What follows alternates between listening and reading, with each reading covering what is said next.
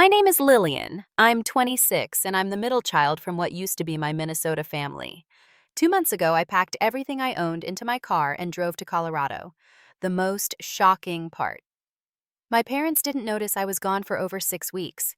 They were too busy celebrating my brother Jason's latest achievement. I've always been the invisible child, but this took it to a whole new level. Before I tell you how I rebuilt my life after being forgotten, let me know where you're watching from and hit subscribe if you've ever felt invisible in your own family. I grew up in a modest suburban home in Maple Grove, Minnesota, about 20 minutes outside Minneapolis. Our family seemed picture perfect from the outside. Dad worked as an insurance agent. Mom stayed home to manage the household, and there were three of us kids: my older sister Amy, who's now 32, me in the middle at 26, and my younger brother Jason, who's 23. Looking back, I can see how the dynamics shifted over time. My earliest memories from when I was about 4 are actually pretty warm. Mom would read to me before bed, and Dad would swing me around in the backyard until I got dizzy with laughter. I have faded photos of family picnics where everyone is smiling, including me. Everything changed when Jason was born. I was only 3 then, so my memories are fuzzy, but Amy has confirmed what happened. Jason became the center of attention almost immediately. As the only boy and the baby of the family, he automatically held special status. By elementary school, it became obvious that Jason had both academic and athletic talents. He could solve math problems faster than kids 2 grades above him, and he had natural coordination that made him excel at whatever sport he tried. Baseball became his main passion, and Dad, who had played in college, was beyond thrilled.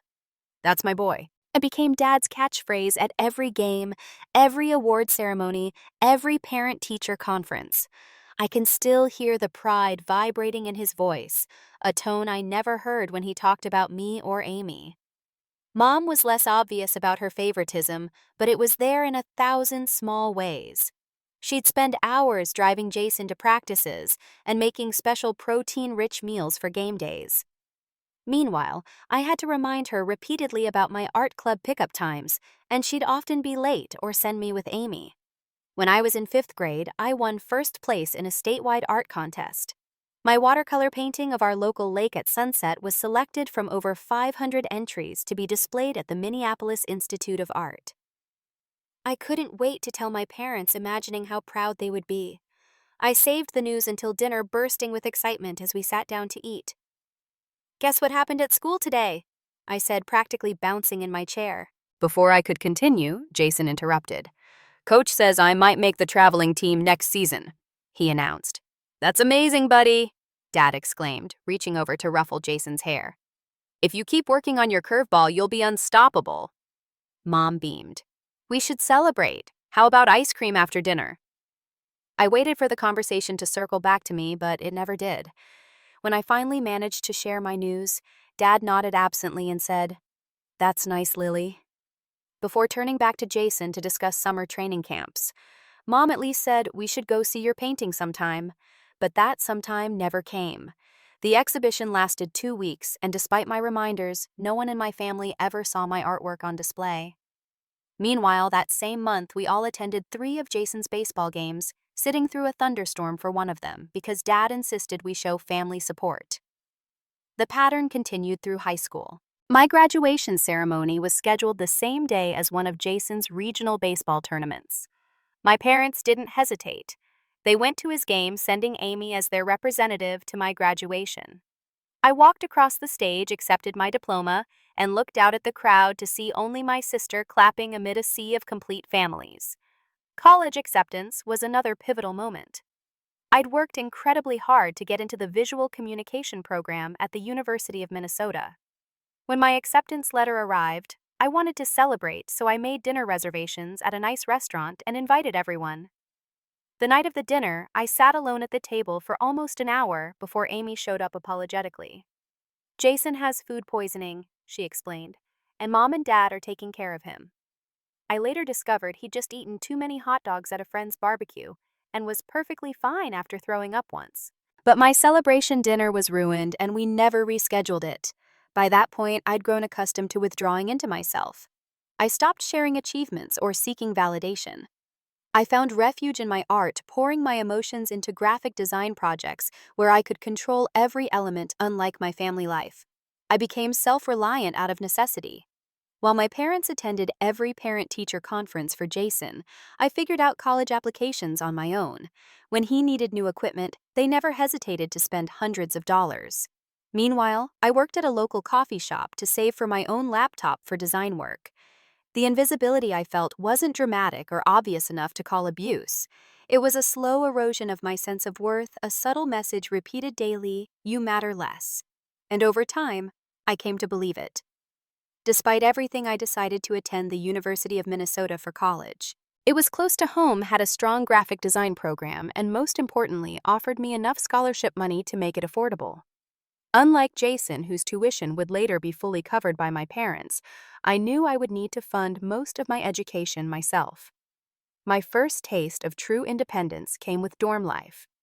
I was randomly assigned to room with Sophia Alvarez, a psychology major whose warm personality and infectious laugh made it impossible to stay withdrawn around her.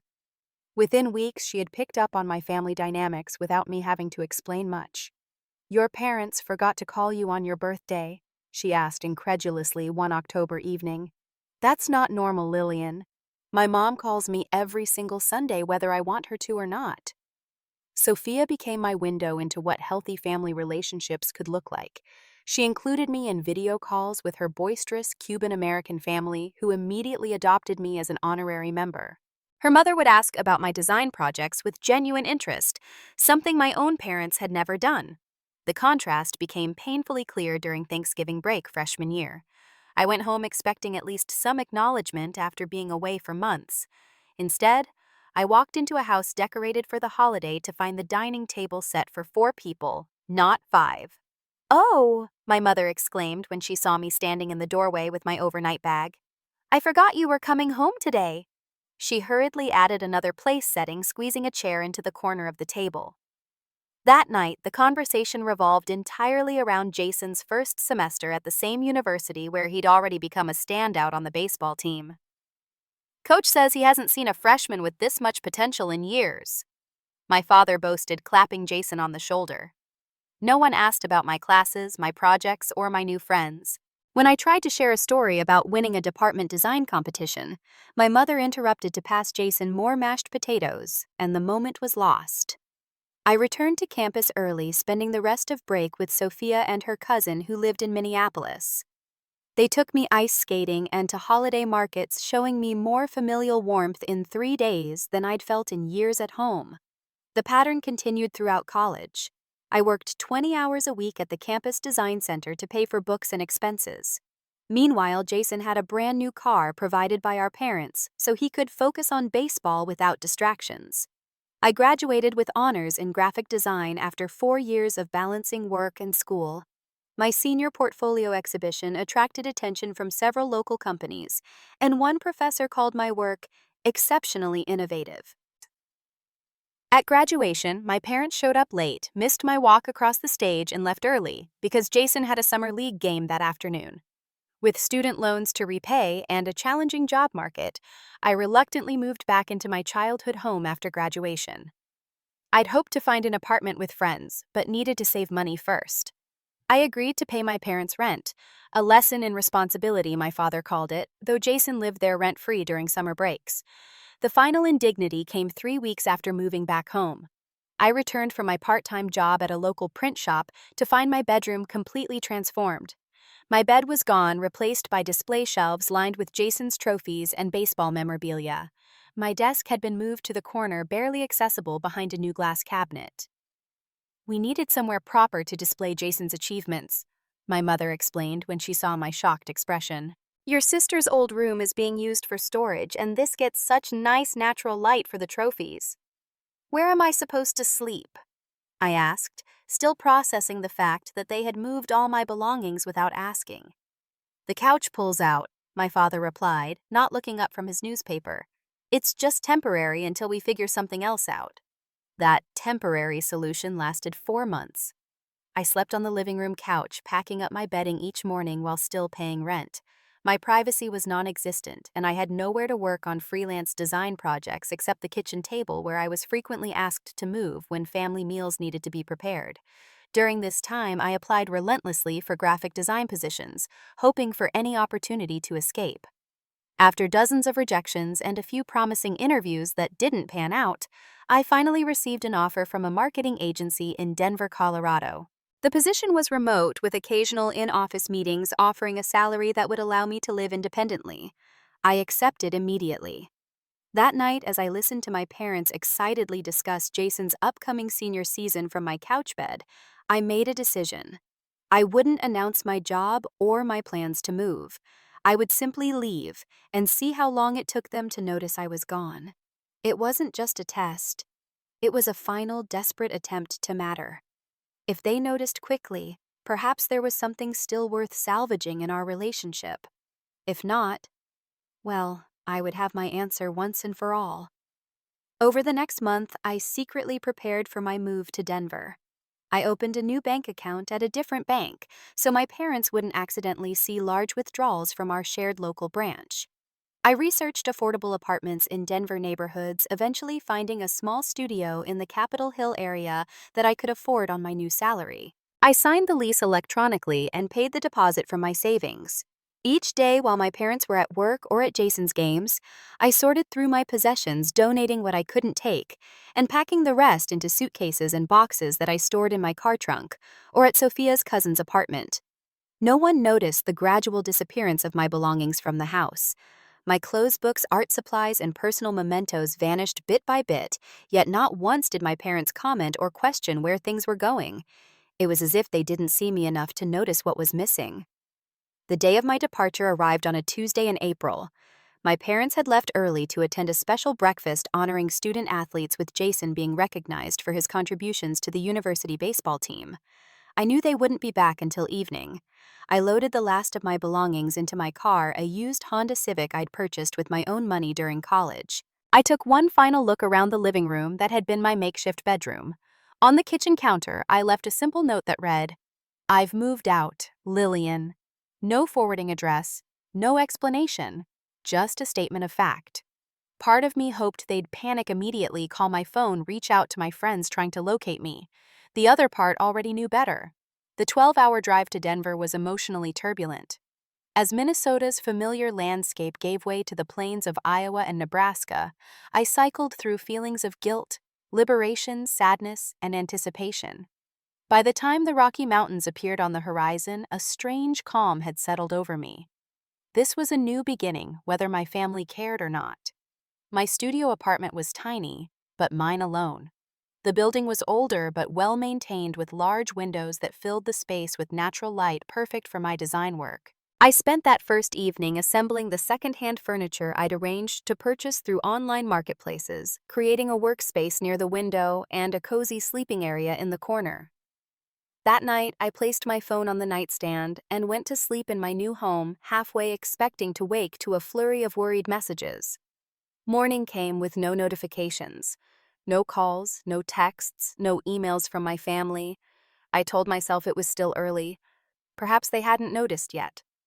I set up my computer connected to the internet and began my first official day of remote work for the Denver agency. The first week passed in a blur of virtual onboarding sessions, setting up my apartment, and exploring my new neighborhood. Each night I checked my phone with decreasing expectation. Nothing from my parents, though. Sophia texted daily to check on me, and Amy called once to ask how the drive went. "Have Mom and Dad said anything?"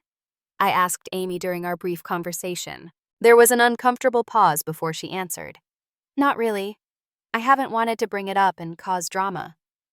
Even my sister, the one family member who occasionally acknowledged my existence, wasn't willing to point out my absence to our parents. It was both validating and heartbreaking. I had been right all along about my invisibility, but being right brought no satisfaction. By the end of the second week, I'd established a routine.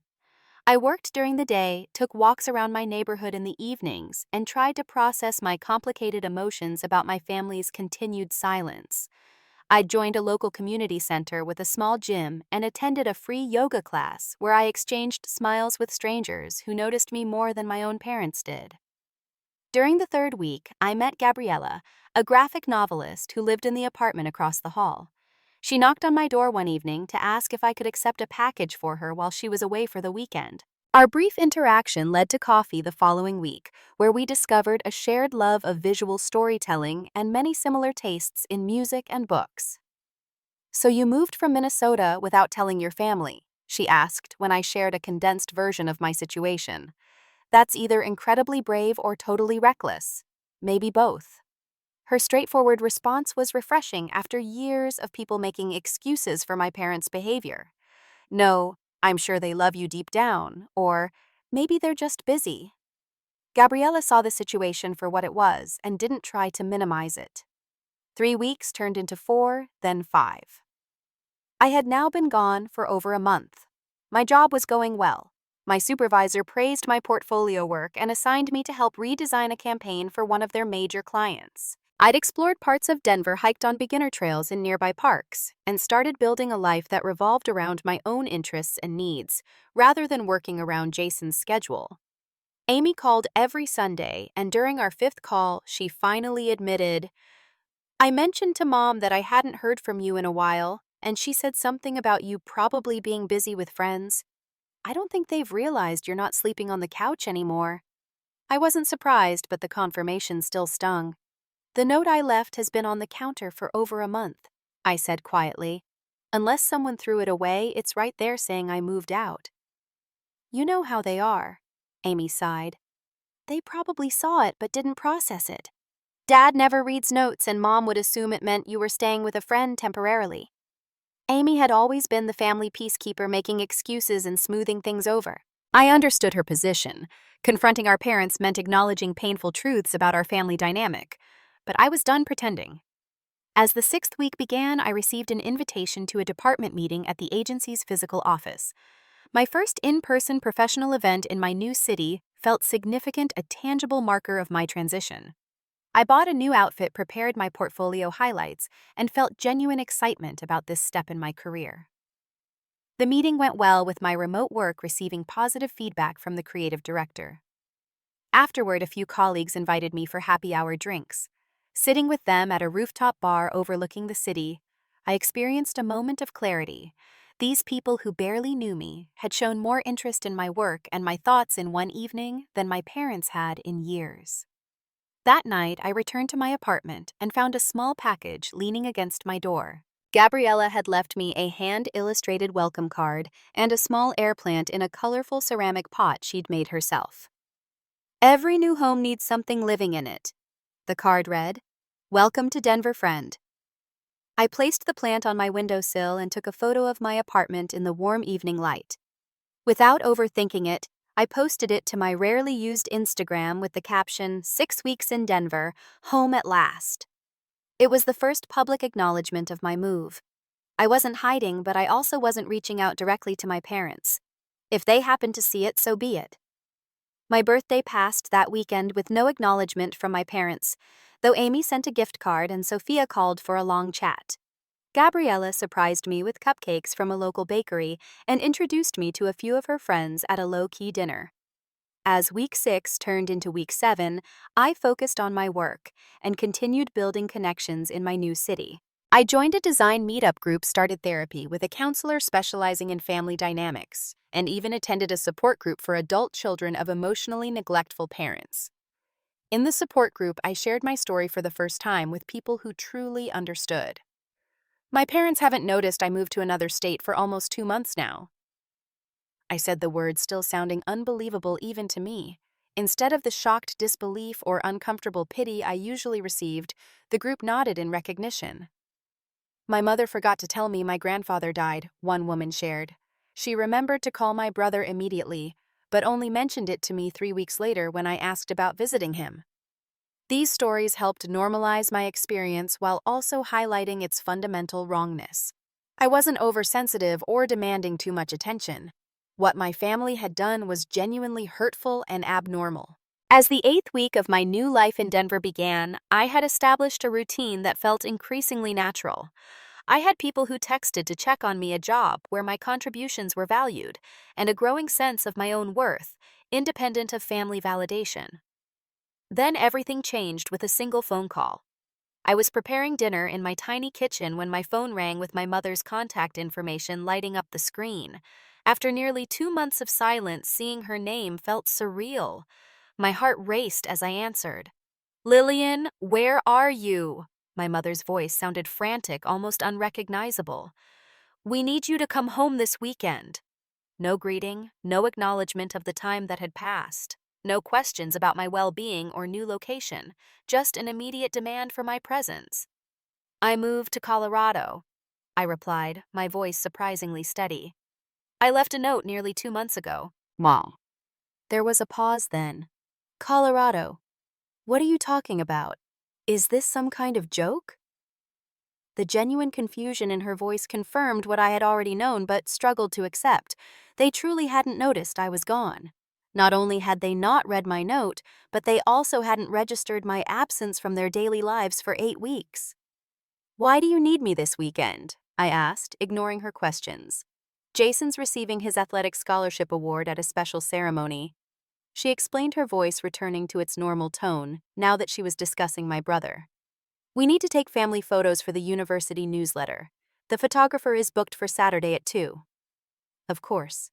They hadn't called because they missed me or were worried about my safety. They called because they needed me to complete the picture of their perfect family for Jason's celebration. "I can't make it," I said simply.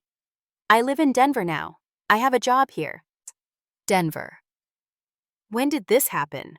Why wouldn't you tell us something this important? The indignation in her voice made my hand tighten around the phone. "I did tell you. I left a note. I've been gone for almost 2 months, Mom." Another pause, longer this time. I could hear her breathing, the sound of paper rustling in the background. "Your father needs to hear this," she finally said. James, come here right now."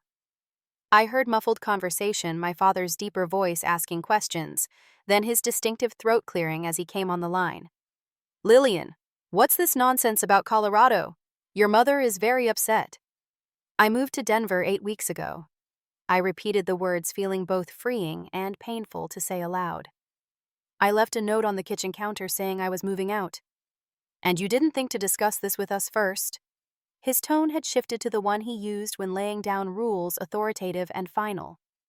"This is completely irresponsible. Whatever game you're playing needs to stop. We need you home by Friday night."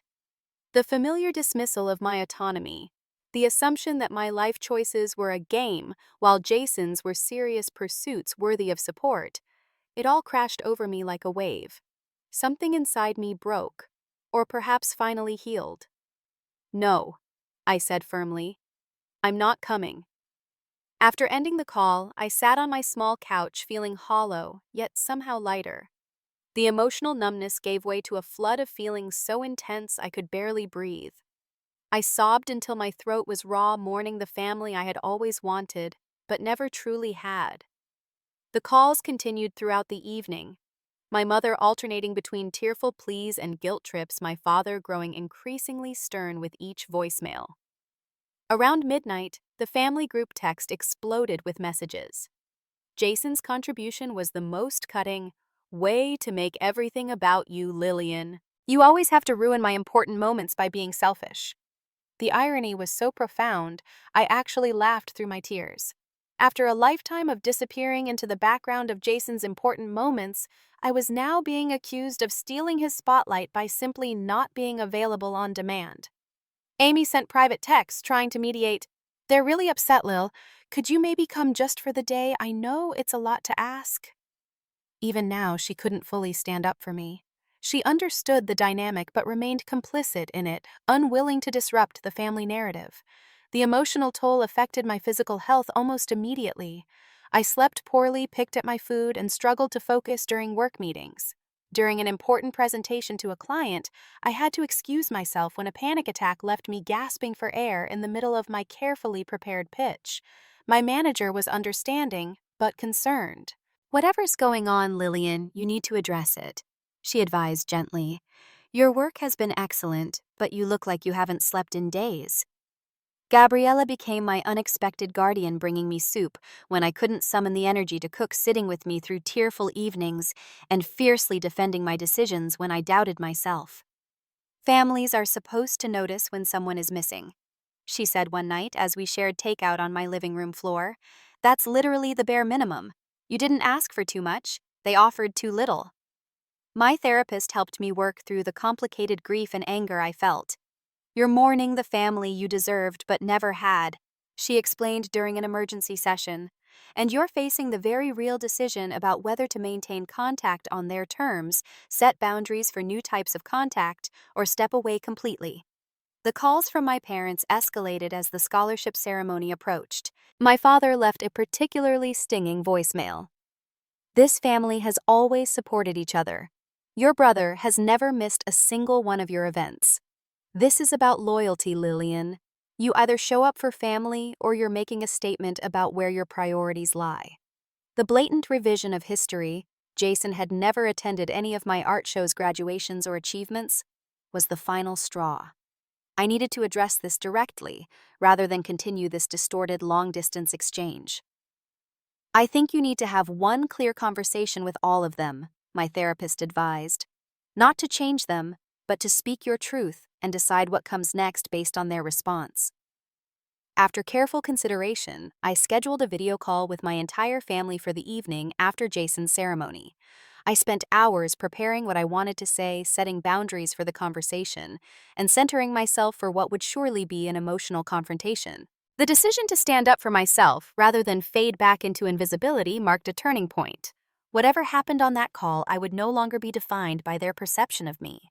I was building a life where I was seen, valued, and respected, first by myself and now by others who saw me clearly. I spent all day Saturday preparing for the evening video call. I cleaned my apartment not because it needed it, but because the physical activity helped manage my anxiety. I made detailed notes, trying to anticipate their arguments and prepare clear, calm responses.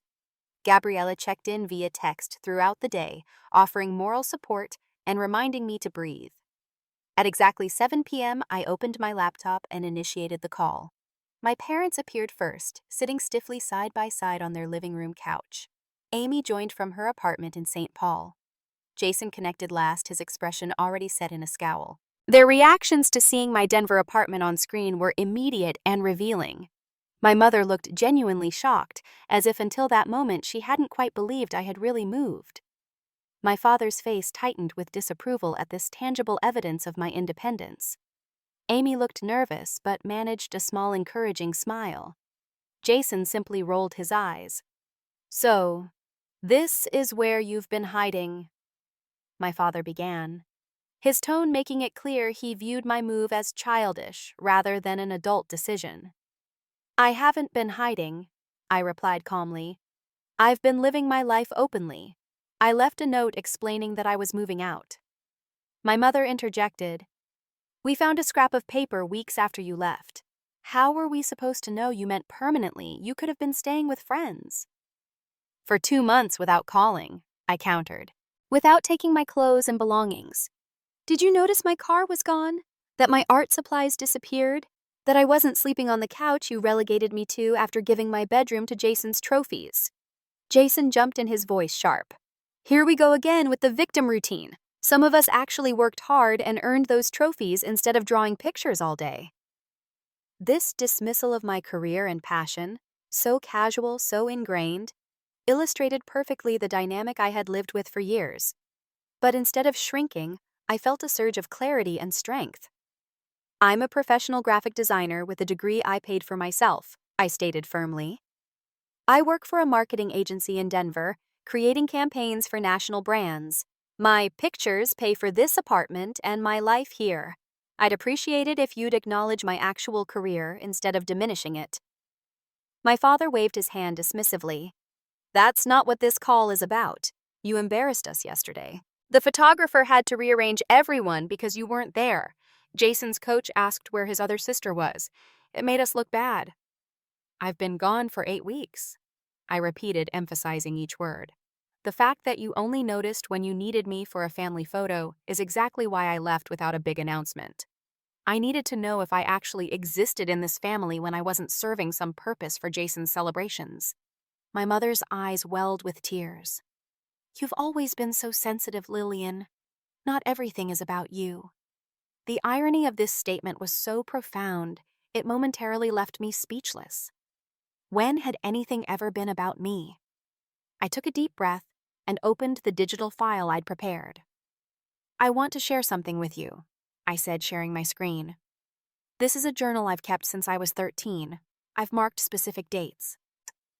I scrolled slowly through the entries, reading select passages aloud. May 14th, 2011. Won first place in the state art competition today. Mom and Dad didn't come to the exhibition. They were at Jason's baseball tournament. Again. December 21st, 2013. Got my college acceptance letter today. Made reservations for dinner to celebrate. Mom and Dad canceled because Jason had a stomachache from eating too many hot dogs. June 5th, 2017, graduated college with honors today. Parents came late and left early for Jason's summer league game. No one saw me receive my medal or heard my name called. April 10th, 2023, came home to find all my things moved. My bedroom now displays Jason's trophies. I'm sleeping on the couch but still paying rent. I looked up from the screen to see varying expressions on their faces. My mother's shock, my father's defensive anger, Jason's uncomfortable shifting, and Amy's quiet tears. This isn't about one incident or one missed event, I continued. It's a pattern that's existed my entire life. I was never asking to be the center of attention, just to be included, acknowledged, and treated with the same consideration and respect given automatically to Jason. Jason's face had reddened during my reading. So you're keeping score, counting every time something good happens to me? That's really petty, Lillian. I'm not keeping score, I corrected him. I'm establishing a factual pattern of behavior. Your achievements deserve celebration. The issue is that mine were consistently ignored. I turned my attention back to my parents. When was the last time either of you asked about my job, my interests, or my goals? When did you last remember my birthday without a reminder? When have you ever prioritized an event important to me over something involving Jason? The silence that followed was damning. My father finally broke it with a familiar deflection. We've always provided for you. You had a roof over your head, food, college tuition. Amy and I both worked through college, I interrupted. I had 3 jobs to pay tuition while Jason's was covered entirely by you. When I moved back home temporarily, you charged me rent to sleep on a couch after giving my room to Jason's memorabilia. My mother wiped her eyes. We always tried our best with all of you. I believe you tried, I acknowledged, softening slightly. But your best included clear favoritism that hurt me deeply for years. I needed you to see me, to value my achievements and interests the way you valued Jason's. I needed to matter equally. Jason suddenly stood up, his face contorted with anger. I didn't ask to be the favorite, he spat out. It's not my fault you chose a useless major instead of doing something that actually made them proud. With that, he disconnected from the call, leaving an uncomfortable silence in his wake. Amy spoke up for the first time, her voice quiet but steady. She's right, you know. I saw it too all these years. The difference in how you treated them was obvious to everyone except you. My parents looked genuinely shocked at Amy's support. My mother began crying in earnest, while my father's jaw tightened. So now both of you are ganging up on us, he demanded. After everything we've done, this is the thanks we get. This isn't about gratitude, I said firmly. It's about acknowledging reality and considering how your actions affected me. I didn't call to punish you or demand apologies. I called to be honest about why I left and what I need going forward if we're to have any relationship at all. My father's expression hardened. And what exactly are these demands of yours? Not demands, boundaries. I clarified. I need acknowledgement that this unequal treatment happened. I need you to understand why it was hurtful. And I need respect for my life choices and my independence going forward. My mother sniffled. You should give us time to process all this. You've clearly been thinking about it for months while this is all new to us. Years, I corrected gently. I've been living with this my entire life. My father stood up abruptly. I think we've heard enough accusations for one night. When you're ready to get over this and be part of the family again, you know where to find us." Before disconnecting, he added, "Family forgives Lillian. Remember that." The screen went dark except for Amy's window. She sighed deeply. "That actually went better than I expected," she admitted. "At least they listened to the whole list." We talked for another hour with Amy, apologizing for not standing up for me more over the years and promising to do better going forward. We made plans for her to visit Denver in the summer, a first step toward building a stronger adult relationship, separate from our parents' influence. After ending the call, I felt drained, but also strangely empowered. For the first time, I had spoken my complete truth to my family without minimizing or apologizing for my feelings. I had named the dynamic that had shaped so much of my life and set boundaries for how I would engage with them going forward. I texted Gabriella, "It's done, still in one piece." Her reply came instantly, "Proud of you. Ice cream and decompression at my place in 20. As I walked down the hallway to her apartment, I realized that the heavy weight I'd carried for years had lightened. Not disappeared, there was still grief and anger to process, but transformed into something I could carry without being crushed by it. My work mentor noticed the difference the following week. "Something's changed," she commented during our check-in meeting. "You seem more present, confident." That confidence translated into my work. When an opportunity arose to pitch a concept for a major client's rebranding, I volunteered immediately. The old Lillian would have hesitated, doubted her abilities, and let someone else take the lead.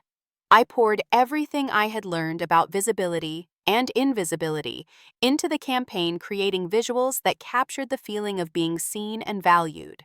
The presentation was scheduled for the following month, giving me time to refine every detail.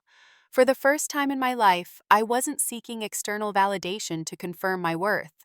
I was creating from a place of authentic self-knowledge, using even the painful parts of my experience as fuel for something meaningful and beautiful. The realization that I could transform my pain into purpose marked a profound shift in how I viewed my past. The invisibility I had experienced wasn't just something to overcome. It had given me unique insight into how desperately people need to be seen, an understanding that now informed both my personal interactions and my professional creative work. 6 months after the confrontation with my family, my life in Denver had flourished beyond anything I could have imagined. My rebranding campaign had been selected by the client and launched successfully, leading to a promotion at work. I'd moved from my tiny studio to a one-bedroom apartment with a small office space for my freelance projects. Most importantly, I'd built relationships based on mutual respect and genuine interest, rather than obligation or emotional manipulation. My relationship with my family had evolved in unexpected ways. After 3 weeks of silence following our video call, my mother reached out tentatively by email. Her message wasn't perfect. She still minimized some issues and made excuses for others, but it contained something I'd never heard before, an acknowledgement that they had treated me differently than Jason and that it had hurt me. She wrote, "I've been thinking about those journal entries you read. I didn't realize how many important moments we missed. I can't change the past, but I'm trying to understand how it felt for you." It wasn't a complete reckoning, but it was a start. After consulting with my therapist, I responded with appreciation for her willingness to reflect, while maintaining my boundaries about how we would communicate going forward. My father took longer to come around. His first contact was a stiff birthday card with a gift certificate and a note that read simply, "Your mother misses hearing from you." No acknowledgement, no apology, just an attempt to use guilt to restore the status quo. I sent a polite thank you card and continued living my life on my terms. Jason's path took a surprising turn. 3 months after our confrontation, he suffered a significant shoulder injury that ended his prospects for a professional baseball career. According to Amy, he fell into a depression when his athletic identity was suddenly stripped away. For perhaps the first time in his life, he wasn't the golden child with unlimited potential. He was just another young man trying to figure out his future. Amy reported that our parents struggled to support him through this crisis, their usual effusive praise and attention, suddenly ineffective, when what he needed was help processing grief and building a new identity. In a moment that shocked me, Jason sent an email in late August. It wasn't an apology exactly, but there was a new humility in his words. Things have been weird here since you left. Parents don't really know how to deal with me now that baseball is over. Amy said you went through something similar your whole life. I guess I never saw it before. Anyway, hope Denver is good. I responded with sincere sympathy about his injury and a few words of encouragement about finding new directions. Our exchange wasn't profound, but it was possibly the most authentic communication we'd ever had. Amy and I grew closer through regular video calls and her weekend visit to Denver in July. Without our parents' dynamic influencing our interaction, we discovered how much we actually enjoyed each other's company. She became an ally in establishing healthier family patterns, gently redirecting conversations when our parents fell into old habits during the monthly family calls I now participated in on my own terms.